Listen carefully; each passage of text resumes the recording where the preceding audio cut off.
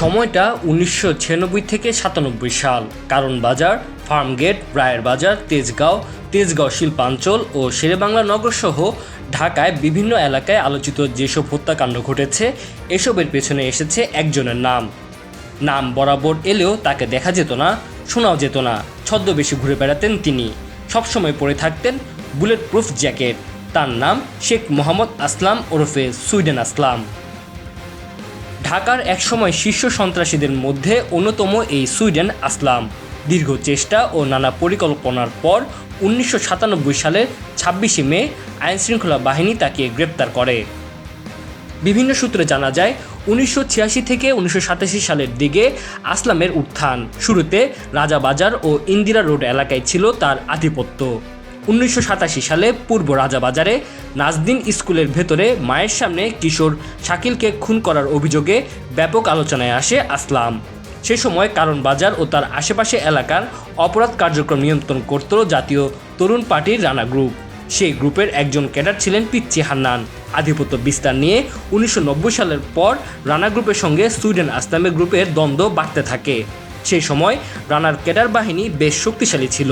নিয়মিত এই দুই গ্রুপের মধ্যে হামলা পাল্টা হামলা ঘটনা ঘটত। তাদের হামলা পাল্টা হামলার মধ্যে ককটেল বিস্ফোরণ ও গোলাগুলিতে অনেকে হতাহত হয়েছিলেন। এক পর্যায়ে ১৯৯৬ সালে রানা গ্রুপের অন্যতম ক্যাডার পিচ্চি হান্নানকে নিজেদের দলে নেন আসলাম। পরে একই বছর হান্নানকে নিয়ে আসলাম কাজী নজরুল ইসলাম এভিনিউর সুপারস্টার হোটেলের সামনে রানাকে খুন করে বলে অভিযোগ ওঠে। যুবলীগ নেতা গালিবকে হত্যার পর আওয়ামী লীগ সরকার আমলে ১৯৯৭ সালে ২৬শে মে গ্রেপ্তার হন সুইডেন আসলাম। সেই সময় তার কাছ থেকে বুলেট প্রুফ জ্যাকেটও উদ্ধার করা হয়। এরপর জেলে থেকেই তিনি অপরাধ জগৎ নিয়ন্ত্রণ করতেন বলে জানা যায়। সূত্রে জানা যায় কারণ বাজার ও তেজগাঁও শিল্পাঞ্চলীয় এলাকায় আড়ত মালিক, গার্মেন্টস মালিক, জায়গা কেনাবেচা সহ নানা কারণে ব্যবসায়ী সহ অনেকের কাছ থেকে আসলামের নামে চাঁদা তুলতেন হান্নান এবং তার বাহিনী। জেলে বসেই সেই টাকার ভাগ পেতেন আসলাম। নামের আগে সুইডেন শব্দটি বসার কারণ হিসেবে জানা যায় আসলামের প্রথম স্ত্রী ইতি ছিলেন সুইডেন প্রবাসী। বিয়ের পর আসলামও সুইডেন গিয়ে কয়েক বছর ছিলেন। সেই সূত্রে সুইডেন শব্দটি তার নামের আগে জুড়ে যায়।